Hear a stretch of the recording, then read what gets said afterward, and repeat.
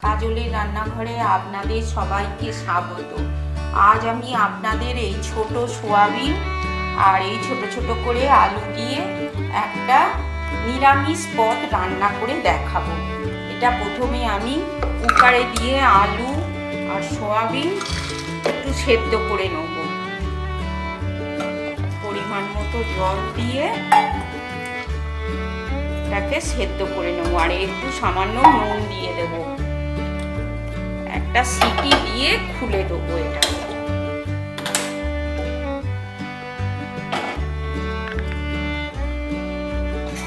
দেখুন বন্ধুরা, আমার সোয়াবিন আর আলুটা সেদ্ধ হয়ে গেছে। এটাকে আমি ভালো করে ধুয়ে ঠান্ডা জলে এটাকে আমি চুবিতে রেখে দিয়েছি।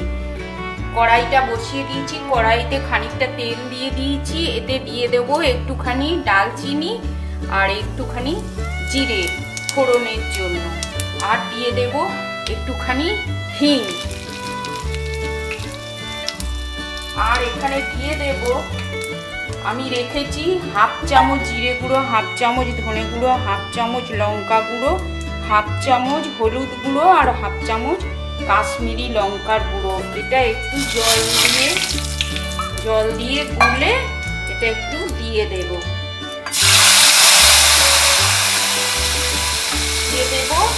এইবার এতে দিয়ে দেব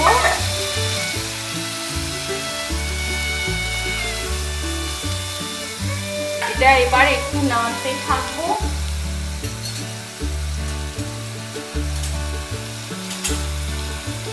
এটা একটু নাড়তে থাকবো। এরপর দিয়ে দেব এখানে আমি একটা টমেটো, দুখানা মাঝারি সাইজের টমেটো, 1 ইঞ্চি মতন আদা, 2টো কাঁচা লঙ্কা একসঙ্গে বেটে রেখে দিয়েছি। এটাও আমি এর মধ্যে দিয়ে দেব।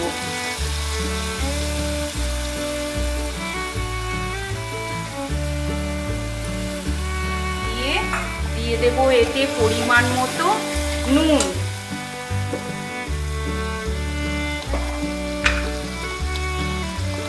সেদ্ধ করার সময় একটু নুন দিয়েছিলাম, এতে দিয়ে দিচ্ছি পরিমাণ মতো নুন। আমার পরিমাণ মতন আমি দিয়ে দিচ্ছি, আপনারা আপনাদের পরিমাণ মতো দেবেন নুন। এটা এবারে কষতে থাকবো।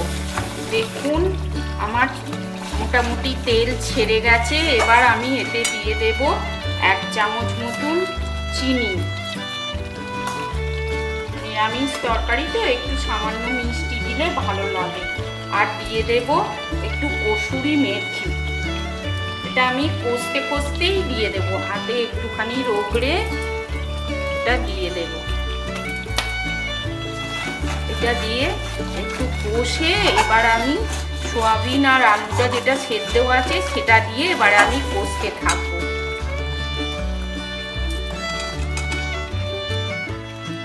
এবার এটা দিয়ে আমি 2 মিনিট কষতে থাকবো, তারপর আমি এতে জল দেব। দেখুন বন্ধুরা, 5 মিনিট বাদে আমি ফিরে এলাম। আমার তরকারি একদম রেডি। আমার তরকারি যদি আপনাদের ভালো লাগে তাহলে অবশ্যই একটা লাইক করবেন, প্রচুর শেয়ার করবেন। আর নতুন বন্ধু হয়ে থাকলে সাবস্ক্রাইব করার অনুরোধ রইল। আর কমেন্ট করে জানাবেন তরকারি কেমন হলো। আমার কাছে ধনেপাতা বেশি ছিল না, অল্প একটুখানি ছিল, তাই আমি দিয়ে দিলাম।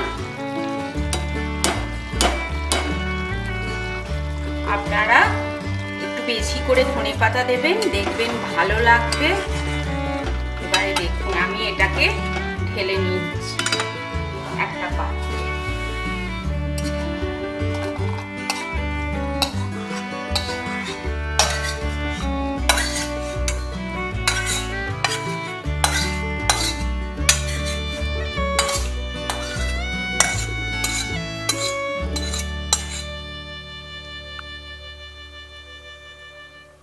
নমস্কার বন্ধুরা।